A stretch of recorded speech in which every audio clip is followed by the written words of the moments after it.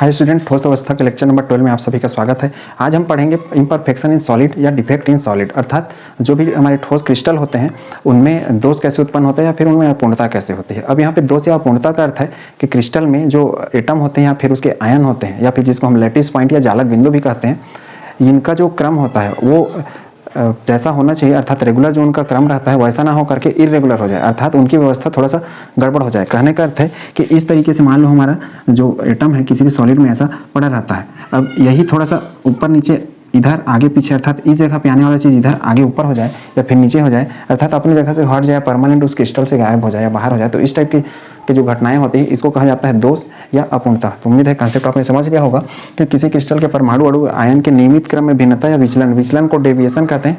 विचलन का अर्थ यही है कि अपना जो जगह पे होना चाहिए किसी एटम या आयन को, उस जगह से हट के वो कहीं दूसरी जगह चले जाए या फिर उस जगह से परमानेंट हट जाए, तो उसको हम बोलेंगे दोष या अपूर्णता। तो अपूर्णता का अर्थ होता है इम्परफेक्शन, परफेक्शन का अर्थ होता है पूरे क्रम से अरेंज रहना, इम्परफेक्शन का अर्थ होता है कि उस जो रेगुलर अरेंजमेंट होता है उससे हट के एक नया अरेंजमेंट बना लेना, उसको बोलेंगे हम इम्परफेक्शन। अब ये जो अपूर्णता होता है किसी भी ठोस में, वो ये जो अपूर्णता होता है किसी भी ठोस में, ये दो कारणों से होता है। पहला होता है टेम्परेचर, दूसरा होता है अशुद्धि या इम्प्योरिटी। टेम्परेचर की यदि मैं बात करूं तो सामान्य सा बात है कि यदि हम टेम्परेचर बढ़ाते हैं किसी भी ठोस का, तो उसमें क्या होगा, ठोस के अणु को ऊर्जा मिल जाएगा, जिससे उसकी क्या है गतिज ऊर्जा बढ़ जाएगी, अर्थात काइनेटिक एनर्जी बढ़ जाएगी, जिससे वो क्या है इधर उधर मोशन करने लगेंगे, गति करने लगेंगे। और जहाँ पे ठोस के कण को होना चाहिए उस जगह से ना होकर के वो किसी दूसरे जगह पे जाना स्टार्ट कर देगा या फिर क्रिस्टल से परमानेंट बाहर निकल जाएगा। अब यहाँ पे समझने वाला एक और बात है कि ऊष्मागत की अर्थात थर्मोडायनामिक्स का थर्ड लॉ ये कहता है हमको कि 0 केल्विन जो टेम्परेचर होता है उस पर कोई भी जो परफेक्ट क्रिस्टल रहता है उसकी एंट्रॉपी जीरो होती है। अब एंट्रॉपी जीरो का अर्थ है कि 0 केल्विन यदि हमारा ताप है, 0 केल्विन टेम्परेचर को -273 डिग्री सेल्सियस कहा जाता है। तो ये याद रखना है आपको, इसको हमने 11th क्लास में भी पढ़ा है, केल्विन पैमाना वाले में या स्टेट्स ऑफ मैटर वाले यूनिट में, ठीक है। तो आप वो वीडियो देख सकते हैं कि केल्विन का अर्थ क्या है यहाँ पे।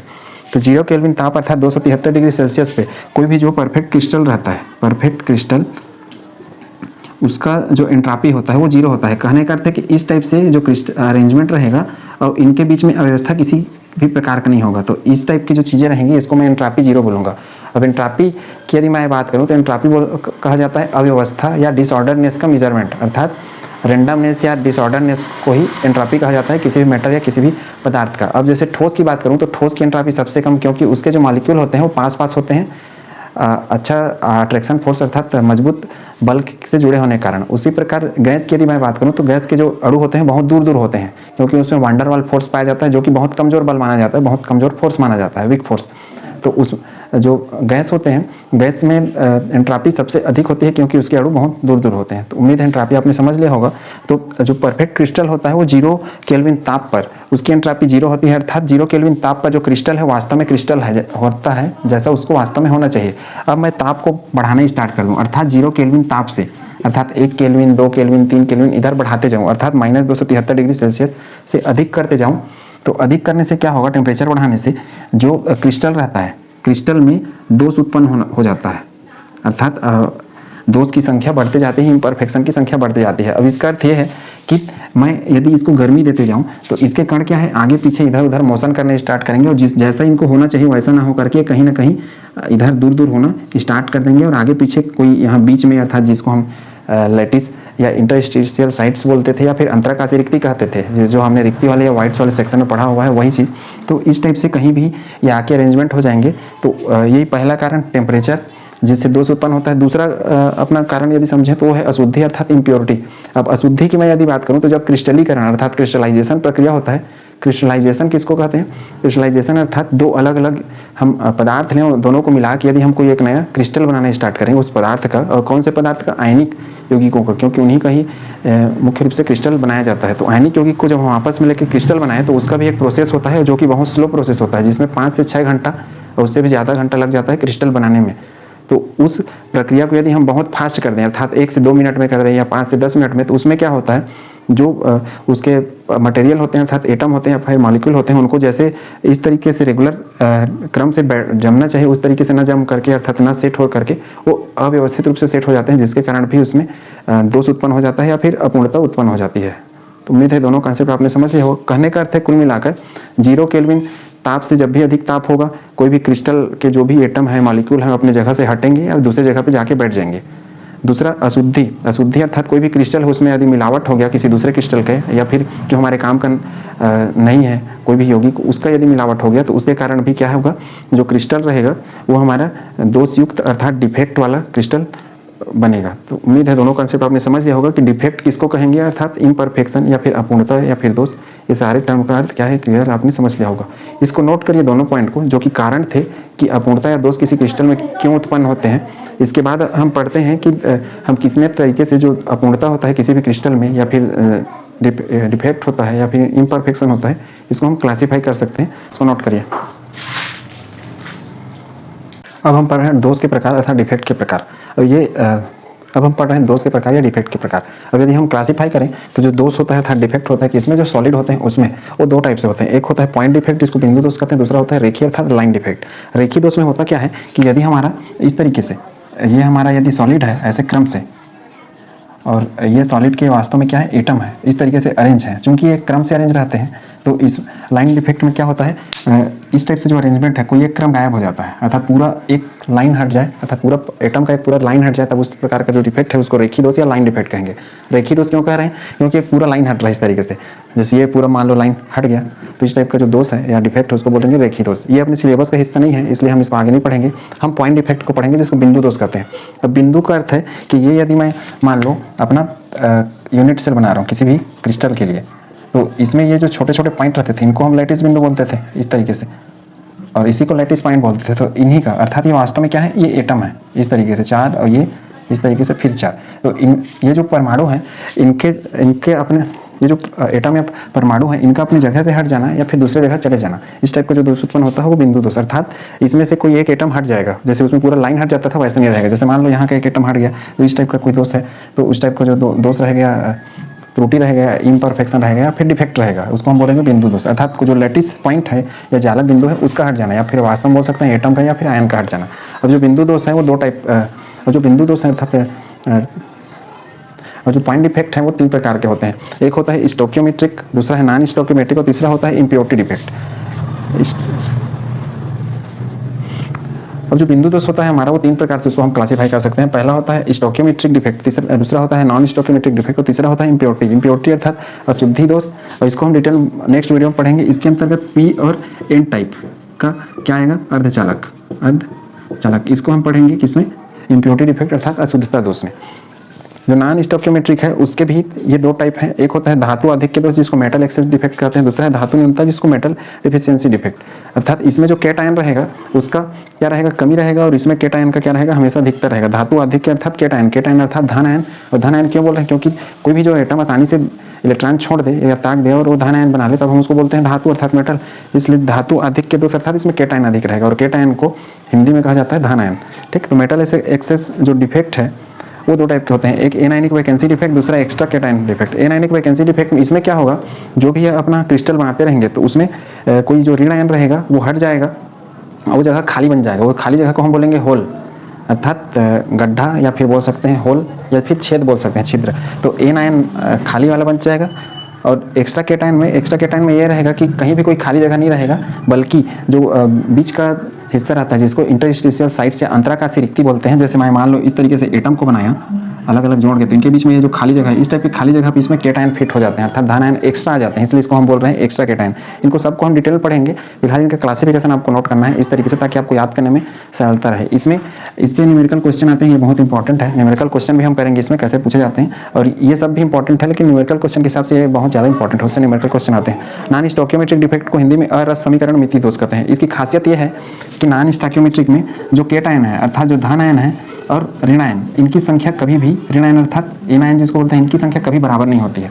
अब धन आयन और ऋणायन और प्लस चार्ज और माइनस चार्ज की यदि मैं बात करूं तो चार्ज का अर्थ होता है कोई भी पदार्थ का एक ऐसा गुण जो अट्रैक्शन या रिपल्सन को बताया था, आकर्षण या प्रतिकर्षण को। लेकिन मैं यहीं पे धन आयन मैं यदि धन आयन और ऋण आयन की बात करूं तो धन आयन और ऋण आयन का अर्थ है कि किसी भी एटम पे कोई एक्स्ट्रा इलेक्ट्रॉन का आ जाना या फिर इलेक्ट्रॉन को छोड़ दे।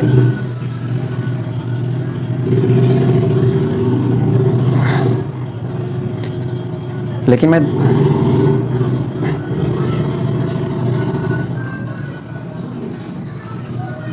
लेकिन मैं यदि धन आयन और ऋण आयन की बात करूं तो धन आयन और ऋण आयन का अर्थ होता है कि कोई भी जो एटम है उस पर एक्स्ट्रा इलेक्ट्रॉन आ गया है फिर वो इलेक्ट्रॉन को छोड़ रहा है, तो इस तरीके से उसमें आयन आते हैं। और चार्ज का अर्थ होता है कि आकर्षण या प्रतिकर्षण अर्थात अट्रैक्शन या रिपल्सन किसी भी मैटर का या पदार्थ का। तो ये दोनों चीज़ें याद रखना, चार्ज मतलब सिर्फ अट्रैक्शन होता है या फिर रिपल्सन होगा, और यदि आयन आता है तो आयन का अर्थ होता है कि कितने इलेक्ट्रॉन उसमें बढ़ गया, कितने इलेक्ट्रॉन घट गए किसी भी एटम में। तो ये दो कंसेप्ट पे हम सारी चीज़ों को डील करेंगे स्टेप बाय स्टेप। इसको मैं जब स्टार्ट करूंगा तब भी आपको फिर से चार्ज और आयन का अर्थ फिर से रिवाइज कराऊंगा। तो ये तो नॉन स्टोकियोमेट्रिक, इसमें धन आयन और ऋण आयन कभी बराबर नहीं होंगे, चार्ज जरूर बराबर होंगे, हमेशा चार्ज हर एक केस में बराबर रहेंगे, क्योंकि इलेक्ट्रिकली इनको बैलेंस करना है, इलेक्ट्रिकली अर्थात विद्युतीय रूप से उनको उदासीन करना है, क्योंकि एटम विद्युतीय रूप से हमेशा उदासीन रहते हैं। जो क्रिस्टल है वो ऐसा यदि नहीं रहेगा तो क्रिस्टल हमारा अनस्टेबल बनेगा, अस्थायी बनेगा, ठीक है। इसलिए इलेक्ट्रिकली वो बैलेंस रहेंगे, लेकिन धन आयन ऋण आयन इस केस में बराबर नहीं होते, इसलिए इसको नॉन स्टोकियोमेट्रिक डिफेक्ट कहते हैं, ये इसकी खासियत है। स्टोकियोमेट्रिक डिफेक्ट में यदि बात करूं तो इसको मैं दो टाइप से बांट सकता हूं। स्टोकियोमेट्रिक डिफेक्ट में होता क्या है, जो कैट आयन अर्थात धन आयन है उनकी संख्या हमेशा ऋण आयन अर्थात ऋण आयन की संख्या के बराबर रहता है। तो इस धन आयन ऋण आयन में बराबर होते हैं, उसमें नहीं होते, लेकिन चार्ज दोनों में बराबर होंगे, अर्थात धन आवेशी चार्ज और ऋण आवेशी चार्ज इसमें भी बराबर रहेंगे, और वहाँ भी धन और ऋण आवेशी चार्ज बराबर रहेंगे, लेकिन आयन नहीं रहेंगे वहाँ बराबर, यहाँ आयन भी बराबर हो जाएंगे, ठीक है। तो ये अंतर है दोनों में।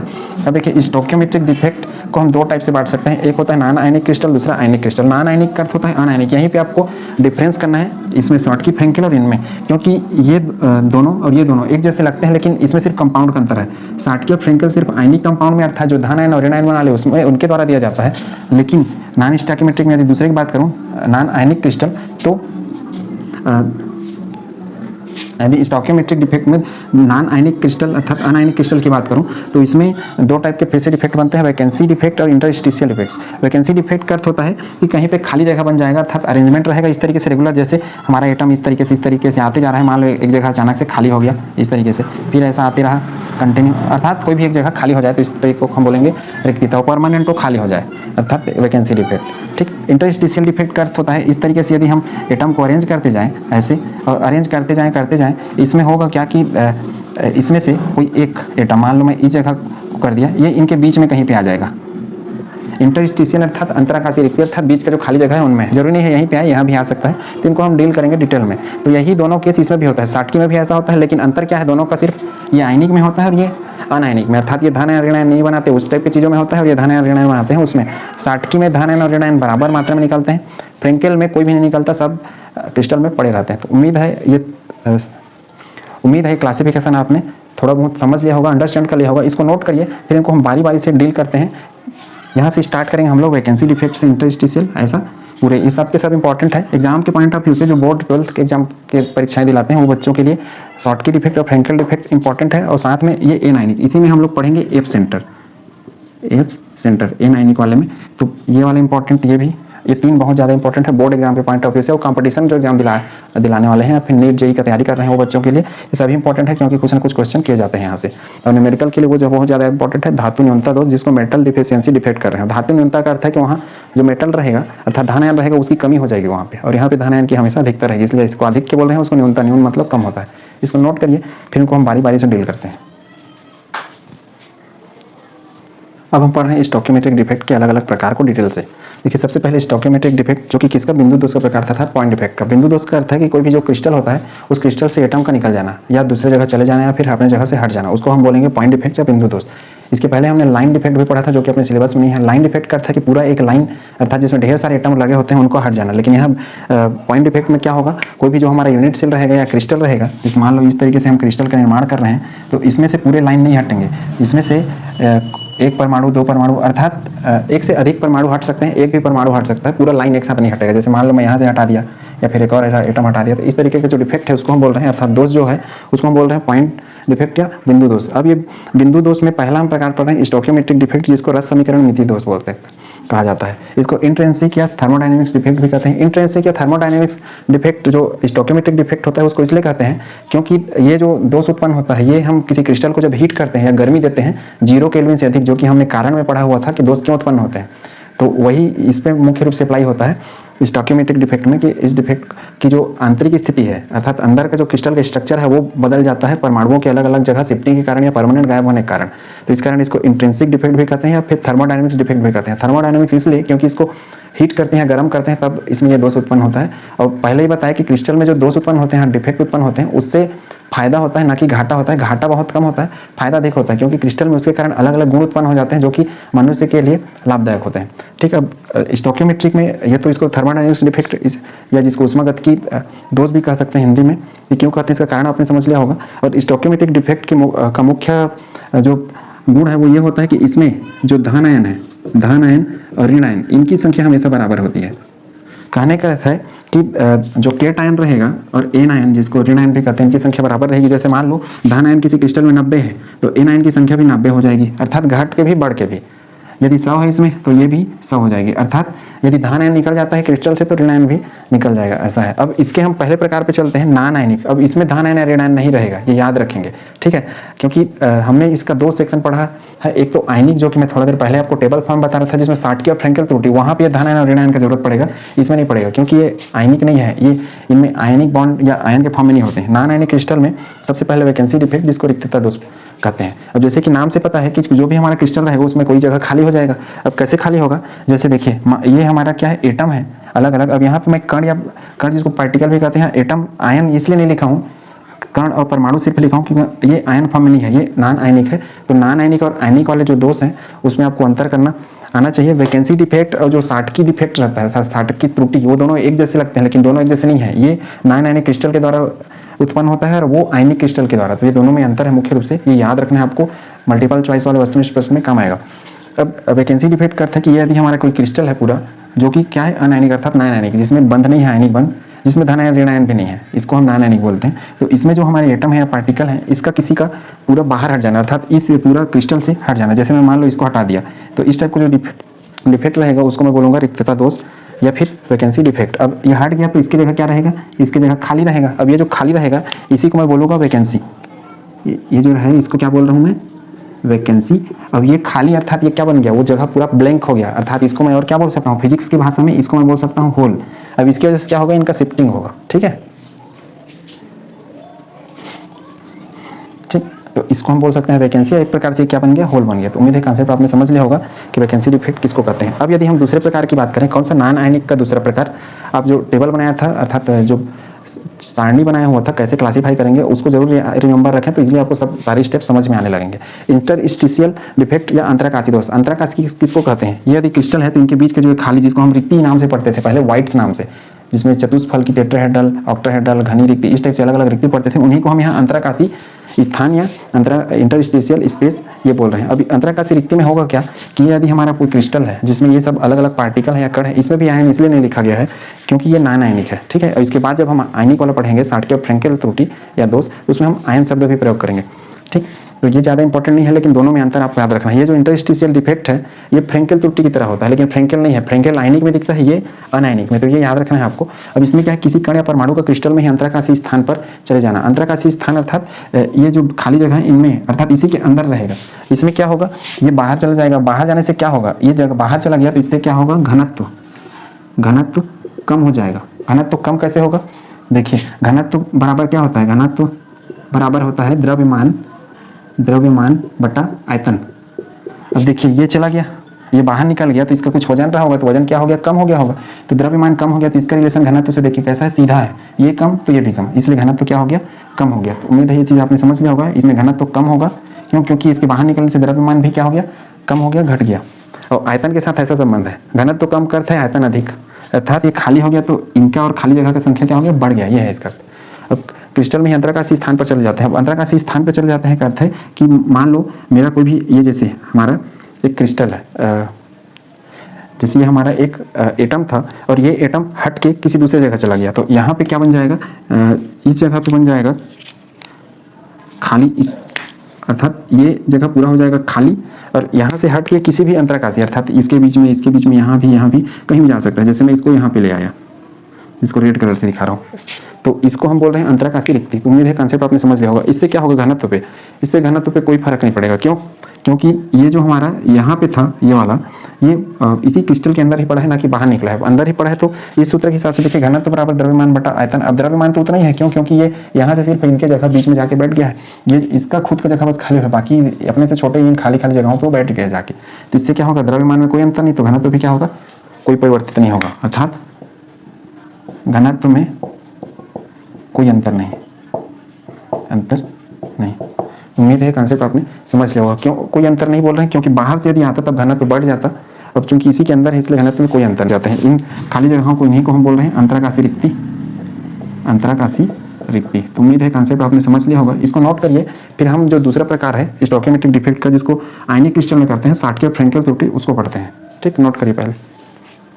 अब हम पढ़ रहे हैं स्टोइकोमेट्रिक डिफेक्ट में आयनिक क्रिस्टल के लिए। इसके पहले हमने नॉन आयनिक क्रिस्टल के लिए वैकेंसी डिफेक्ट पढ़ा था, जिसमें एक जगह खाली हो जाता था और एटम दूसरे जगह पे चला जाता था, अर्थात क्रिस्टल से परमानेंट बाहर हो जाता था, जो कि साटकी डिफेक्ट की तरह था। और उसके बाद हमने इंटरस्टिशियल डिफेक्ट पढ़ा था। इंटरस्टिशियल डिफेक्ट अर्थात अंतराकाशी दोष में क्या होता था, जो परमाणु रहता था, या फिर बोल सकते हैं जो पार्टिकल होता था, वो इंटरस्टिशियल साइट्स पे अर्थात अंतराकाशी रिक्ति पे फिट हो जाता था, चले जाता था। वो बिल्कुल फ्रेंकेल डिफेक्ट की तरह था। अब हम पढ़ते हैं स्टोइकोमेट्रिक डिफेक्ट के अंतर्गत आयनिक टाइप के क्रिस्टल के लिए दो टाइप का डिफेक्ट, एक होता है शॉटकी और दूसरा होता है फ्रेंकेल। शॉटकी जैसे कि ये दोनों साइंटिस्ट का नाम है, शॉटकी और फ्रेंकेल। शॉटकी डिफेक्ट और जो फ्रेंकेल डिफेक्ट होता है ये भी टेम्परेचर पे आधारित है। जैसे कि मैंने शुरू से बताया, ये जो स्टोइकोमेट्रिक डिफेक्ट होता है उसको थर्मोडायनामिक डिफेक्ट भी कहते हैं, उष्मागतिकी दोष इसको हिंदी में कहा जाता है। अर्थात ये ताप पर आधारित है, टेम्परेचर बढ़ाने पर इसमें डिफेक्ट दिखने स्टार्ट हो जाता है। अर्थात जो भी आयन है, क्योंकि हम आयनिक टाइप का पढ़ रहे हैं, इसके पहले हमने अनायनिक अर्थात नॉन आयनिक टाइप का पढ़ा था दो प्रकार, अब आयनिक टाइप का दो प्रकार पढ़ रहे हैं। चूंकि ये क्या है स्टोइकोमेट्रिक डिफेक्ट है, तो इसमें क्या है आयन की संख्या हमेशा क्या रहेगी, समान रहेगी, और नॉन स्टोइकोमेट्रिक में आयन की संख्या हमेशा अलग अलग रहती है। यहाँ पे आयन की संख्या हमेशा समान रहेगी, कैसे रहेगी उसको मैं क्लियर बताऊंगा। ये हमने एक डायग्राम बनाया हुआ है। इस डायग्राम में हम ये मान रहे हैं कि ये हमारा जो बबल्स के रूप में मैं जो लिखा हूँ, लेटिस पॉइंट है अर्थात जाला बिंदु है। अब ये चूंकि आयनिक क्रिस्टल में होता है इसलिए आयन है। अब ये वाले को मैं प्लस रख ले रहा हूँ, ये वाले को माइनस, फिर प्लस, फिर माइनस, अब reverse minus plus minus plus, फिर इसका reverse plus minus plus minus, उसके बाद फिर reverse minus plus minus plus. ये हमारा हो गया पूरा क्रिस्टल। और ये हमारा एक क्रिस्टल का लेटिस है। लेटिस अर्थात जब 3D में इसको बनाएंगे तो बड़ा बनेगा, और ये सॉलिड के अलग अलग एटम है। और चूंकि हम आयनिक टाइप का सॉलिड ले रहे हैं इसलिए आयन, ये अलग अलग आयन है जो कि धन और ऋण आयन के रूप में उपस्थित है। अब इसी में किसी किसी बुक में A plus B minus, A plus B minus इस तरीके से लिखा रहता है, तो उससे आपको कन्फ्यूज नहीं होना है। जो प्लस वाला है वो धन आयन को दिखा रहा है, चाहे आप उसको ए लिखें या बी लिखें, जो भी। जैसे ए के लिए मैं यहाँ पे प्लस का निशान रखा हूँ, बी के लिए माइनस का निशान रखा हूँ, इस तरीके से। तो ये ए बी टाइप के लिए है। जैसे किसी किसी बुक में ए प्लस दिया रहेगा, यहाँ पे Cl माइनस, तो आप उस तरीके से लिख सकते हैं। इनके एग्जाम्पल ये है, ये एग्जाम्पल आपको रखने पड़ेंगे। जो सिल्वर ब्रोमाइड है AgPr, ये स्पेशल एग्जाम्पल है इस कारण क्योंकि ये शॉटकी डिफेक्ट भी दिखाता है और फ्रेंकेल डिफेक्ट भी दिखाता है। तो ये आपको रिमेंबर करना पड़ेगा। सिल्वर ब्रोमाइड इकलौता ऐसा कंपाउंड है जो दोनों टाइप का डिफेक्ट शो करता है, शॉटकी भी और फ्रेंकेल भी। अब ये हमारा कंपाउंड बन गया। शॉटकी डिफेक्ट में ये होता है कि जब हम गर्मी देते हैं इसको क्रिस्टल को, तो क्रिस्टल को गर्मी देते हैं तो इस हमारा जो ये लेटिस है, लेटिस अर्थात पूरा क्रिस्टल का जो ढांचा है उसमें से एक धन आयन बाहर निकल जाता है। अब जरूरी नहीं है एक ही धन आयन निकले, एक ऋण आयन भी बाहर निकल सकता है। कहने का अर्थ है कि जितने धन आयन बाहर निकलेंगे उतने ही ऋण आयन भी बाहर निकल जाते हैं। तो चूंकि और कहाँ बाहर निकल जाते हैं, इस पूरा लेटिस से बाहर, और बाहर निकलेंगे तो क्या होगा, पूरा परमानेंट जगह क्या हो जाएगा, खाली हो जाएगा, वैकेंट हो जाएगा। तो वही मैं लिख रखा हूँ, धन आयन और ऋण आयन समान संख्या में क्रिस्टल जालक से बाहर निकलते हैं। तो ये आपको याद रखना है। समान संख्या में का अर्थ है कि जरूरी नहीं है सिर्फ एक धन आयन और एक ऋण आयन निकले, दो धन आयन दो ऋण आयन भी निकल सकते हैं। कंडीशन है यहाँ पे हमेशा इक्वल नंबर में निकलेंगे। अब जैसे मैं इसमें से एक प्लस को निकाल देता हूँ, तो चूंकि जब प्लस निकल गया तो ये क्या हो गया, इम्बैलेंस हो गया। इम्बैलेंस का अर्थ है कि यहाँ पे इलेक्ट्रिकली ये न्यूट्रल नहीं है, इलेक्ट्रिकली अर्थात विद्युतीय रूप से उदासीन नहीं है। कैसे उदासीन नहीं है, देखिए एक धन को मैं गायब कर दिया, बाहर हटा दिया इसमें से, पूरा इस लैटिस से अर्थात जालक से, तो जो धन आयन है उनकी संख्या कम होगी। देखिए 1 2 3 4 5 और 6 और ये 7, और ऋण आयन है उनकी संख्या 8 है। कैसे, देखिए 1 2 3 4 5 6 7 8। ठीक, इसलिए क्या हो गया, विद्युतीय रूप से उदासीन अब नहीं है। अब ऐसा होने के लिए क्या है, जब जैसे ही एक प्लस वाला बाहर निकलता है तो उसी टाइम पे कोई भी जगह से एक माइनस वाला भी बाहर चला जाता है। तो हमको दो बिंदु मिल गया। एक ये वाला जो खाली जगह है किसका जगह था, निगेटिव वाले का था, इसलिए मैं इसको बोलूँगा ऋण आयन रिक्ति, या फिर इसको मैं बोल सकता हूँ होल, क्योंकि फिजिक्स की भाषा में हम इसको होल बोलते हैं और केमिस्ट्री की भाषा में भी होल बोलेंगे, क्योंकि ये चीज़ फिजिक्स और केमिस्ट्री दोनों से कोरिलेट हो रहा है। और ये वाला जो पोर्शन है, चूंकि ये प्लस वाले का था इसलिए इसको हम बोलेंगे धन आयन रिक्ति को हम वाइट्स या होल भी बोल सकते हैं, ये वाइट्स भी इसको कह सकते हैं। क्यों, क्योंकि ये जगह खाली हो गया। तो उम्मीद है कंसेप्ट आपने समझ लिया होगा। शॉटकी त्रुटि अर्थात शॉटकी डिफेक्ट को हम कैसे याद करेंगे, शॉटकी से शॉर्ट, और शॉर्ट मतलब छोटा, ठीक है। तो इस तरीके से याद करेंगे। यहाँ से धन आयन और ऋण आयन बराबर संख्या में किसमें से जालक से बाहर चले जाते हैं। अब चूंकि जालक से बाहर चले गए, इस कारण इसका प्रभाव ये होता है कि ये वाला देखिए, ये वाला पॉइंट, इससे क्रिस्टल का जो घनत्व रहता है वो कम हो जाता है। अब घनत्व का सूत्र हम जानते हैं, घनत्व अर्थात डी, जिसको डेंसिटी बोलते हैं, द्रव्यमान बटा आयतन। द्रव्यमान मतलब मास हो गया और आयतन बताओ मतलब हो गया वॉल्यूम। तो घनत्व बराबर द्रव्यमान बटा आयतन इसका सूत्र होता है। घनत्व का संबंध सीधा द्रव्यमान से है। अब चूंकि दो आयन परमानेंट बाहर हो गए किसमें से, क्रिस्टल जालक से, तो जालक से बाहर हो गए तो पहले की अपेक्षा इसका वजन क्या होगा, इसके वजन अर्थात द्रव्यमान हो जाएगा कम। अब चूंकि इस रिलेशन के हिसाब से m का मान कम हो जाएगा तो d का मान क्या हो जाएगा, कम हो जाएगा, अर्थात क्रिस्टल का घनत्व क्या हो जाएगा, कम होगा। ये याद रखना है। और इससे क्या होगा, ये किसकी वजह से हुआ, द्रव्यमान कम हो जाता है। ये पॉइंट भी आप नोट कर सकते हैं। इसी की वजह से क्या हो रहा है, जो डेंसिटी है, घनत्व है, वो भी कम हो जा रहा है। तो ये याद रखना है। अब ये घनत्व कम होने से होगा क्या कि क्रिस्टल विद्युतीय रूप से चालक बन जाएगा। विद्युतीय रूप से चालक का अर्थ है कि ये जो भी हम यहाँ क्रिस्टल पर आयनिक टाइप का, ये ठोस टाइप का है। जो कोई भी जो ठोस आयनिक होता है अर्थात आयनिक यौगिक, वो कभी भी विद्युत धारा का प्रवाह नहीं करता। हमने अभी तक पढ़ा है सिर्फ विद्युत अपघट्य अर्थात इलेक्ट्रोलाइट, जो कि द्रवस्था में होता है, वो भी एक प्रकार से क्या होता है, आयनिक ठोस होता है। अर्थात नमक को मैं सूखा लूँ, ठोस लूँ, और उसमें बिजली का करंट यदि बहाना चाहूँ तो उसमें से कभी नहीं बहेगा। लेकिन नमक को मैं पानी में घोल दूँ और उसमें से बिजली का करंट फ्लो करना चाहूँ तो उसमें फ्लो हो जाएगा। कहने का अर्थ ये है। लेकिन इस केस में क्या होता है, साटकी में ये सब ठोस हैं, पूरे नमक के पाउडर जैसे। तो साटकी डिफेक्ट की वजह से अर्थात साटकी त्रुटि या साटकी दोष के कारण ये जो क्रिस्टल है वो क्या है, करंट का प्रवाह करना स्टार्ट कर देता है। क्यों करता है, क्योंकि ये जो जगहें रहती है, ये धन आयन और ऋण आयन खाली हो जाता है। तो खाली होने के कारण क्या होता है, इनका शिफ्टिंग शुरू हो जाता है। अर्थात ये प्लस वाला इसकी ओर शिफ्ट करना स्टार्ट कर देगा, ये माइनस वाला इसमें शिफ्ट करना स्टार्ट करेगा, अर्थात एक दूसरे में अदला बदली करना स्टार्ट करेंगे। अब शिफ्ट करना स्टार्ट करेगा का अर्थ है कि एक प्रकार से वहाँ पे चार्ज का शिफ्टिंग स्टार्ट हो गया, ट्रांसफर हो गया। और चार्ज का ट्रांसफर वास्तव में क्या कहलाता है, विद्युत धारा कहलाता है, इलेक्ट्रिसिटी कहलाता है। तो उम्मीद है कॉन्सेप्ट आपने समझ लिया होगा कि कैसे विद्युत धारा प्रवाह होगा। ये होल जनरेट के कारण अर्थात खाली खाली जगह उत्पन्न हो जाने के कारण विद्युत धारा यहाँ पे उत्पन्न हो जाता है, वो भी ठोस अवस्था में। लेकिन ठोस अवस्था में कभी विद्युत धारा उत्पन्न नहीं होती। ये साटकी डिफेक्ट के कारण यहाँ पे विद्युत धारा अर्थात इलेक्ट्रिसिटी का फ्लो हो रहा है, प्रवाह हो रहा है, अर्थात ये एक प्रकार से चालक का काम कर रहा है। ठीक, तो उम्मीद है कॉन्सेप्ट आपने समझ लिया होगा ये वाला भी। अब ये किस में पाया जाता है, जो साटकी डिफेक्ट रहता है ये हमेशा अधिक समन्वय संख्या अर्थात कोऑर्डिनेशन नंबर, समन्वय संख्या का अर्थ है कोऑर्डिनेशन नंबर। कोऑर्डिनेशन नंबर अर्थात कोई आयन अपने आसपास कितने नजदीक आयनों से घिरा है उसको कहा जाता है कोऑर्डिनेशन नंबर या समन्वय संख्या। ये समन्वय संख्या लगभग 6 या फिर 8 इनमें पाया जाता है। 6 या 8 समन्वय संख्या वाले यौगिकों में, जैसे सोडियम क्लोराइड हो गया 6, पोटेशियम क्लोराइड हो गया, पोटेशियम ब्रोमाइड, ये सब लगभग 6 वाले हैं। और सीजियम क्लोराइड इसका 8, इस तरीके से। और सिल्वर ब्रोमाइड ये तो बताया है। सिल्वर ब्रोमाइड क्या होता है, सिल्वर ब्रोमाइड हम दोनों टाइप का डिफेक्ट शो करता है, शॉर्टकी भी और फ्रेंकेल भी। तो उम्मीद है कॉन्सेप्ट आपने समझ लिया होगा यहाँ तक। नेक्स्ट है कि धन आयन और ऋण आयन दोनों के आकार लगभग बराबर होते हैं, ये रिमेंबर करना है। धन आयन और ऋण आयन अर्थात जितना साइज सोडियम का है लगभग उतना ही साइज क्लोराइड का भी रहेगा, ऐसा है। इनके साइज लगभग बराबर रहेंगे, लेकिन समन्वय संख्या क्या रहेंगे, अधिक रहेंगे। तो इन पॉइंट के आधार पर क्या है, कभी कभी अंतर पूछे जाते हैं बोर्ड परीक्षाओं के पेपर में। और ये जो पॉइंट है ये बहुत ज़्यादा इंपॉर्टेंट है कि इसका डेंसिटी या घनत्व तो कम हो जाता है ये बाहर निकलने की वजह से। तो ये आपको रिमेंबर करना है। लास्ट है परावैद्युतांक पर प्रभाव नहीं। परावैद्युतांक अर्थात डाइलेक्ट्रिक कांस्टेंट। ये डाइलेक्ट्रिक कांस्टेंट स्पेशली सॉल्वेंट का उपयोग किया जाता है विलायक के लिए। ये क्या बताता है, दो अलग अलग आयनों के बीच अट्रैक्शन को बताता है। डाइलेक्ट्रिक कांस्टेंट अधिक का अर्थ होता है कि दो आयनों के बीच में अट्रैक्शन अधिक हो गया, अर्थात आकर्षण बहुत अधिक है, मजबूत है, अर्थात उनके बीच में बंध बहुत मजबूत बना हुआ है।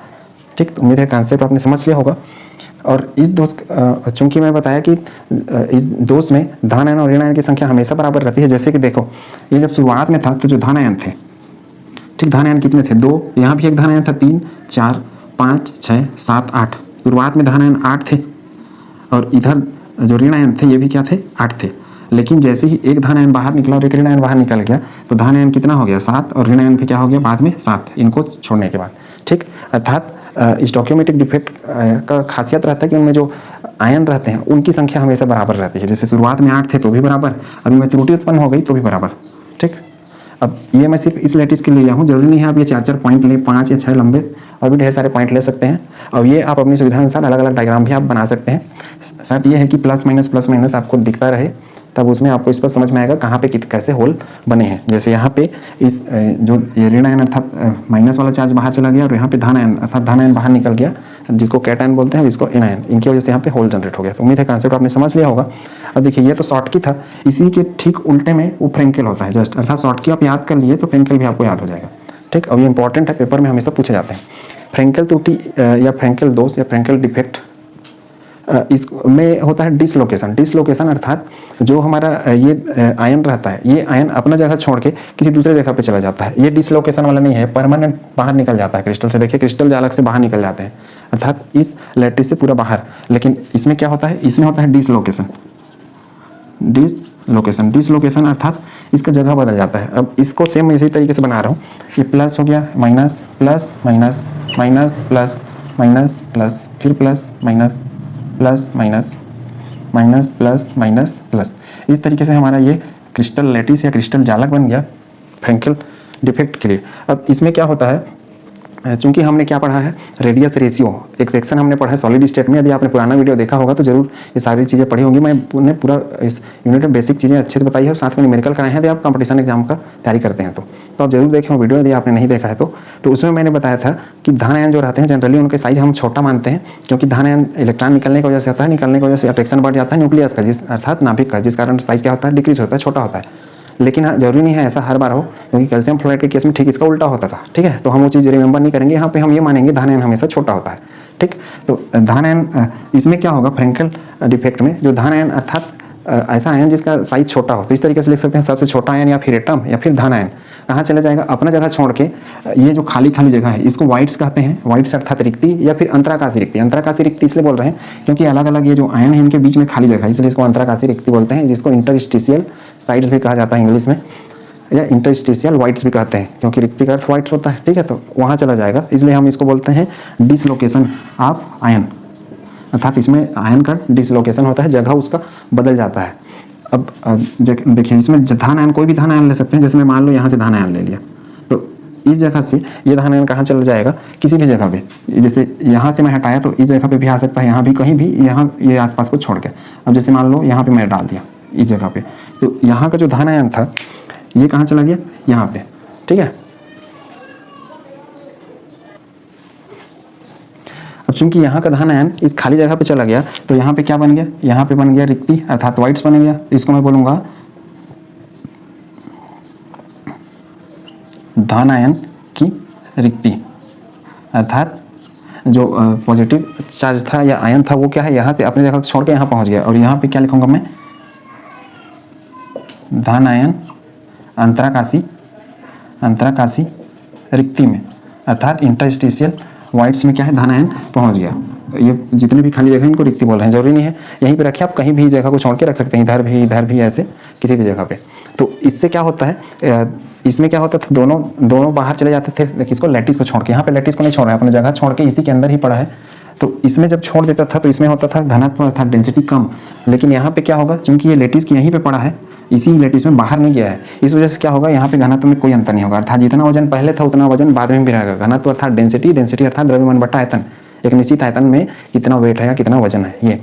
अब घनत्व में कोई अंतर नहीं होगा, लेकिन ये क्रिस्टल विद्युत का चालक बन जाता है। कैसे विद्युत का चालक बनेगा, ये देखिए यहाँ पे धन आयन यहाँ से इधर शिफ्ट हो गया, तो ये इस जगह पे क्या हो गया, होल बन गया, खाली जगह बन गया, होल या वाइट्स भी बोल सकते हैं इसको, या रिक्ति, खाली जगह बन गया। तो इनका क्या है, ये जो आयन है यहाँ पे शिफ्ट करना स्टार्ट करेंगे, और आयन शिफ्ट होंगे तो क्या होगा, चार्ज शिफ्ट होगा। तो चार्ज शिफ्ट होगा, इस प्रकार हम क्या बोल सकते हैं, यहाँ पे वास्तव में चार्ज जब शिफ्ट हो रहे हैं तो एक प्रकार से इलेक्ट्रॉन का भी शिफ्टिंग हो रहा है, जिसको हम विद्युत धारा का प्रवाह बोलते हैं। अर्थात विद्युत धारा का प्रवाह क्या है, इलेक्ट्रॉनों का शिफ्ट होना या चार्ज का शिफ्ट होना एक जगह से दूसरी जगह, वो क्या कहलाता है, इलेक्ट्रिसिटी या फिर विद्युत धारा।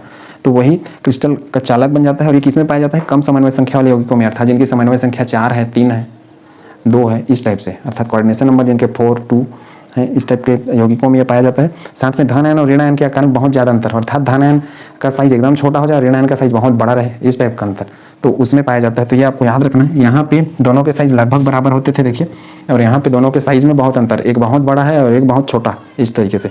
अर्थात इनका जो साइज है वो एक का एकदम छोटा हो गया, एक का बहुत बड़ा हो गया, इस तरीके से। तो देखिए सिल्वर और क्लोराइड, सिल्वर का जो साइज रहता है बहुत बड़ा हो रहता है, और जो क्लोरीन रहता है उसका साइज उसके अपेक्षा बहुत छोटा रहता है। तो इस तरीके से अब इसमें भी वही है सिल्वर ब्रोमाइड। तो ये आपको याद रखना है, सिल्वर ब्रोमाइड एकलौता ऐसा एग्जाम्पल है जिसमें शॉर्टकी और फ्रैंकेल दोनों डिफेक्ट पाए जाते हैं।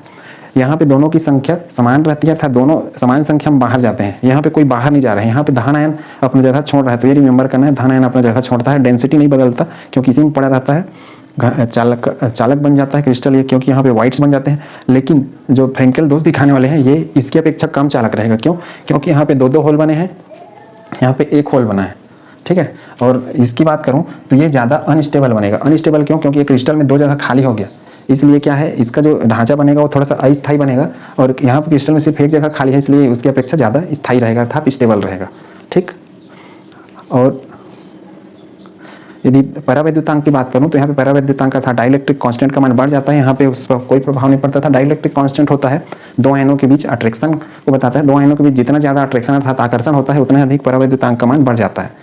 तो इनके केस में इनके आयनों के बीच में ज़्यादा अट्रैक्शन है, इस वजह से परावैद्युतांक का मान बढ़ जाता है। शायद ज़्यादा अट्रैक्शन इसलिए भी है क्योंकि एक का साइज़ बहुत छोटा और एक का साइज़ बहुत बड़ा है, इस वजह से वहाँ पे अट्रैक्शन फिर ज़्यादा अच्छे से काम कर रहा है। तो उम्मीद करता हूँ दोनों शॉर्टकी और फ्रेंकेल डिफेक्ट आपने समझ लिया होगा। ये इसी तरीके से आप याद करें ताकि दोनों को कंपेयर करते बने। आज के लिए बस इतना ही। नेक्स्ट में हम बात करेंगे नॉन स्टोकियोमेट्रिक डिफेक्ट में, जिसमें मेटल एक्सेस और मेटल डिफिशियंसी डिफेक्ट के बारे में।